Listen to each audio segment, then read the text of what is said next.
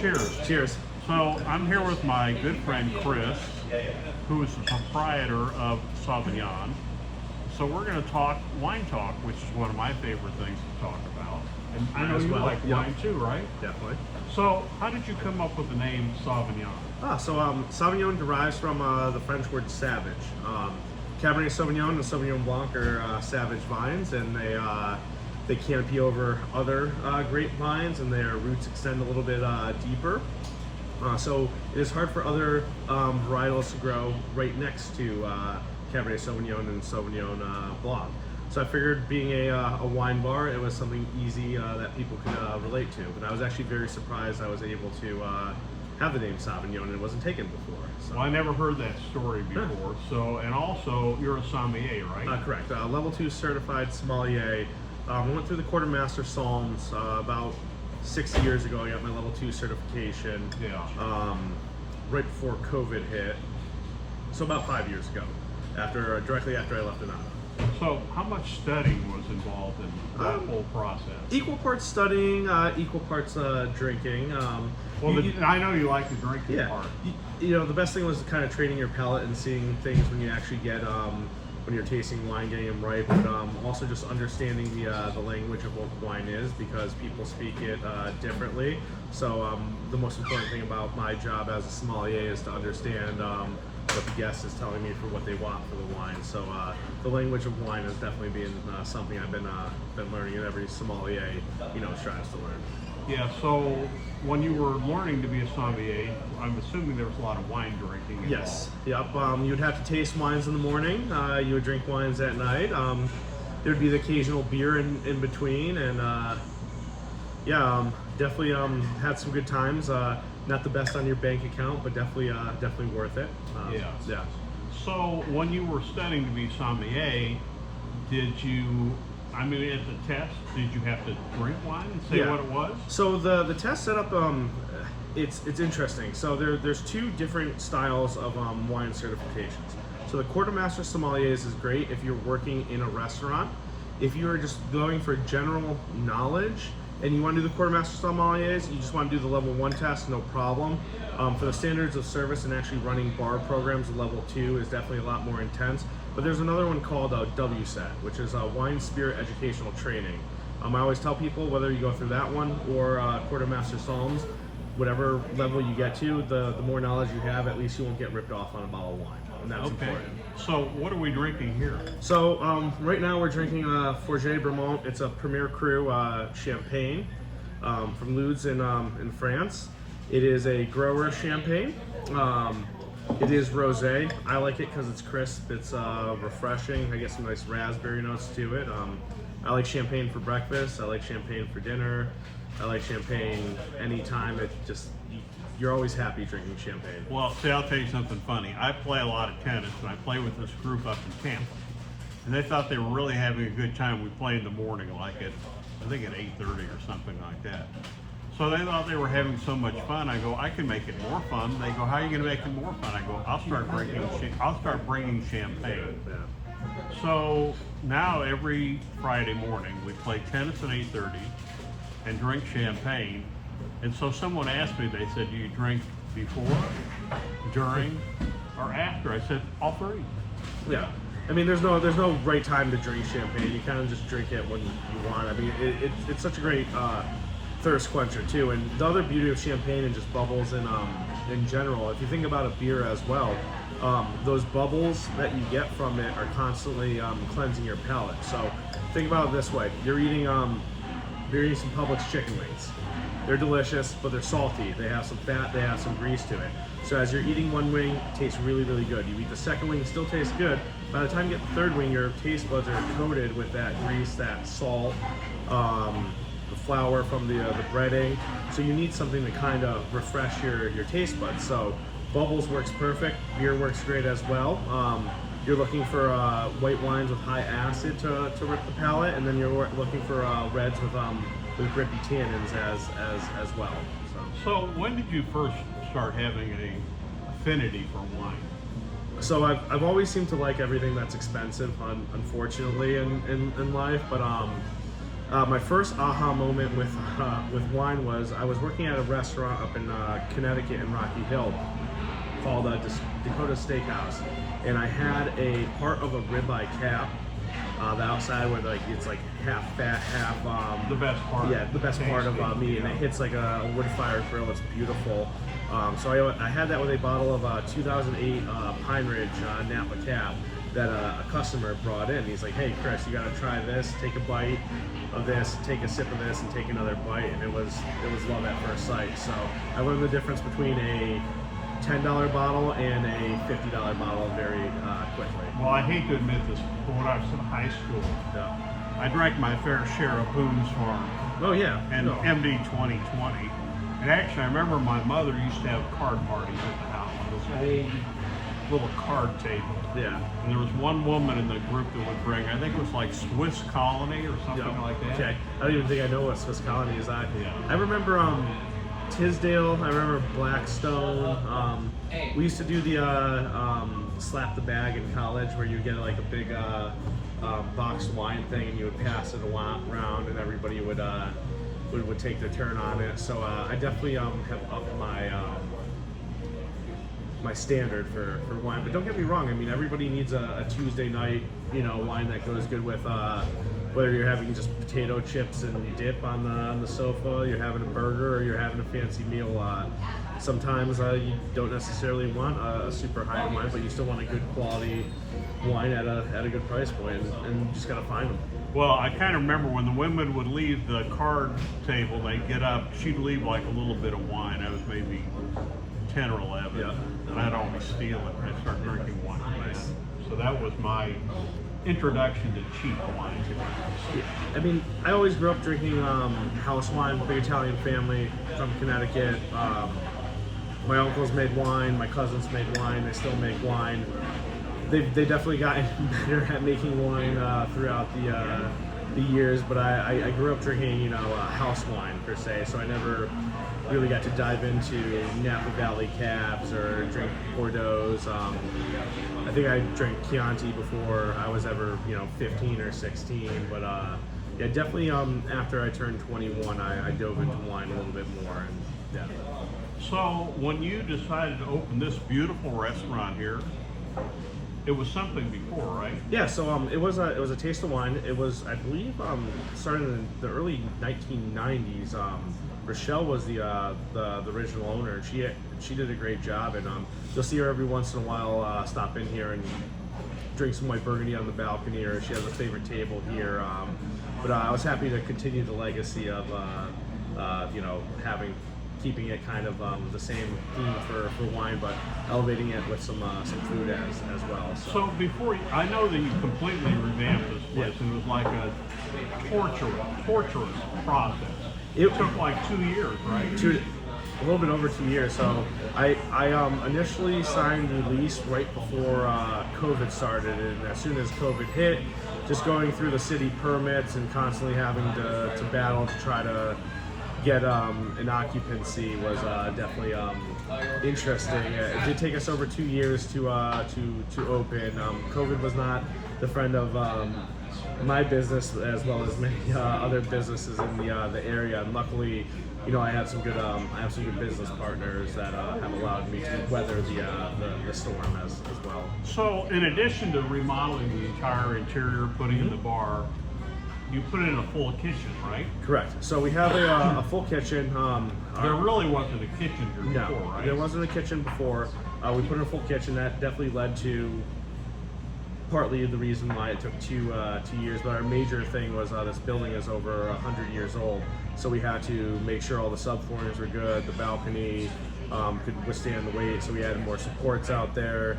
We had to do a full sprinkler system as well. If everybody notices, it kind of looks like a speakeasy. I have every door is a fire rated door.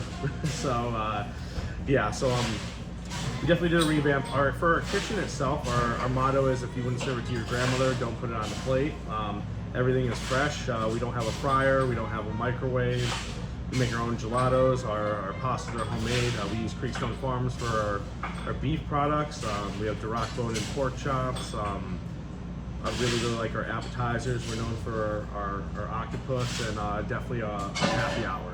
Well, it's like my favorite place to eat in St. Pete, which is saying a lot, There's because a there lot are of a great lot of restaurants. places to eat here in St. Pete. Yeah, well, I appreciate that. We're happy to be in one of your top favorites. I always say the only thing that hurts a good restaurant is if a bad restaurant opens, because other good restaurants help the area grow and make it a destination. So Well, what's hopefully really we funny contribute for that. those of you who have not been to St. Pete, this is on Central Avenue. It's 247. Central, 241. Right? 241. So when you're walking down Central Avenue, they're all right in the same area. There's all these bars, and they're fun and pretty much a younger crowd. And so the speakeasy thing is pretty accurate, because when you come here, you come up a flight of stairs, and it's like going into a different world from what's downstairs. So, I mean, it's funny to say, but we're right above Banana Hammock, and we're next to a tattoo shop. And then you come in here, and we have 60 wines by the glass, high-end food, 5-star service, and yeah, the service is phenomenal. So tell me about your happy hour. yeah. So we have happy hour every day from 4 to 6 o'clock. Everything by the glass that we serve is half off. Tuesday through Friday as well. We have happy hour food from 4 to 6. We have a quite extensive happy hour menu for food that includes lamb chops, Philly cheesesteaks, devil's on horseback, salads, shrimps. On the weekends, we serve brunch on Saturdays and Sundays with half off bottles, 125 and under, and then Sunday night for dinner as well. We have a special for bottles, 125 and under as well, which I kind of like, because we have so many different wines that people get to, even if they come here multiple times, they can always try a different wine every time they come in. So what do you think you have on the wine list? Maybe 140 wines? We're closer to 200. We have 60 by the glass and probably about another 100, 130 by the bottle in addition to it. So I'm guessing we're right around the 200 mark. I probably got to do another count. I don't. Yeah. You don't want to count. Yeah, no, You don't want to know. I have it all in Excel sheets. Yeah, I should probably have, but we always have stuff off the menu as well that we're bringing in for featured breads as well. So tell me about your wine locker program. This So, is really cool. Yeah. So it's called Sauvignon Wine Locker and American Trattoria. We have 121 wine lockers, and the way I look at it is we're Cheers but a wine bar. I have no problem going out and spending money on wine. I always like the fast of trying different things, and so the wine locker program, we do wine dinners, we do wine tastings for our members. There's no corkage fee if they bring a bottle in from their house. They get a 10% discount on their total tab every time that they come in. We do retail specials to go as well. So there's a specialty wine list that's more retail pricing instead of the normal prices that we have on our menu. It's a $500 membership fee per year, but I've met a lot of great friends, and I've got to try a lot of wines from all over the world. Well, I'm a regular, right? Yeah. Oh yeah. So I've made a lot of really good friends here. As a matter of fact, I've made a really good acquaintance here because my new chiropractor, I met her here, and she's phenomenal. Yeah, Natasha's great. Yeah. Her and her husband Yeah. Joe, they run Primal Performance. I was having a Central. real issue with my neck, Yeah. and she did some sort of magic on it. She did that thing with the cups. Yep. I remember you came in afterwards. You had 2 Yeah. glasses of champagne, Yeah. and had a good day. So that's awesome. Yeah. Yeah, so do you have like a favorite wine? I know that's a tough. It's a tough one. So What are the top 3? okay, so top 3 wines. It depends on the mood. If I'm having steaks or proteins, I definitely want to have either a Cabernet Sauvignon, whether it's from Napa, whether it's from Washington, Argentina, Bordeaux, from Italy as well, from the Bolgheri region. Really like fuller-bodied red blends with those as well. I really like Burgundies and then Pinot Noirs from Sonoma for salmon, for chicken. If I'm having a hot dog, they work great as well. For white wines, I love Chardonnay because you can't have champagne without Chardonnay. It's one of the 3 major grapes in it. I love white Burgundies. I love the crispness to it. The acid, the lemon and lime notes that you get out of it. And then I'm a really big fan of Spanish wines too. I think you get great value out of Italy, especially out of the Chianti region. Well, I know you've done a lot of travel Yeah. in Italy, right? Yeah, You've I've been to a lot of the wineries in Italy. Yeah, so I went to. I was very lucky to go to Vin Italy. It's a big festival in April for wine in Verona. I got to meet some friends out there, some of the distributors. Got to meet some of the winemakers and travel around from Venice to Verona and to Lake Garda as well. And it was really cool trying the different wines over there. But Vin Italy, you get to try wines from all over every region of Italy, and it was really cool to And you've been to France too, right? I've been to France. I haven't been in quite a bit. I will be going back soon. I have family that lives in Upper Champagne in Arras, so I have a place to stay, and it's a good starting point over there. I have a cousin that lives in Bordeaux as well. So I've actually been to Bordeaux. Okay, It's that's a really cool place. That's a bucket list for me. I've seen enough videos. We on were it in that, Bordeaux, and we took a little rickety train up to this little town called Saint-Emilion, which is renowned for their wine. And it was built like in the 16th century, and it was so cool Yeah, being up there. it's a heritage site, I think. It is. Saint-Emilion It's a World Heritage Site. Yeah, and bang for your buck also in Bordeaux. Saint-Emilion has great wines, especially Merlot driven and Cab Franc. But you do have wines like from all over the world. Oh right? yeah. I mean, we have wines from Bekaa Valley, Lebanon to Washington State, Australia, New Zealand, South Africa, Argentina. You name it. I definitely want to bring in some wines from Uruguay in the near future and play around with some more fun varietals. But we definitely have a focus on Italian, French, U.S. and Spanish wines. I'm a big fan of crisp acidic whites as well. I always tell people, just a little wine tip, if you let your white wine warm up in your glass and it tastes good, you know it's a good quality wine. If you let it warm up and it tastes bad, stop buying it. It's not worth the price that you're spending, even if it's only $8 to $10. Spend a couple dollars more, your body will thank you the next day. One of the really good things about drinking wine here is they're all at the correct temperature. Yes. Because red wine at room temperature, that's not U.S. room. That's in France somewhere where it's 65 degrees.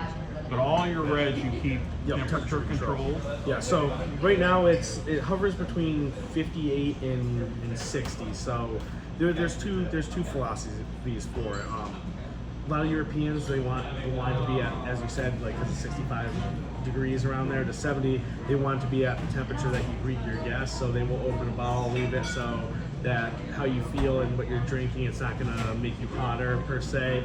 In Florida, when it hits 90 degrees outside as well, and since we have a balcony, even though we have shades and fans, you'll see as we bring out our wine glasses, especially for the reds, they will fog up, but we try to keep it at 58. They say Pinots 54 to 56 is the perfect for Pinots, and they say for Bordeaux blends that are Cabernet Sauvignon, Merlot, Cab Franc, Malbec, and Petit Verdot, they go around 62 to 65. So we keep it at 60, which is kind of in the middle.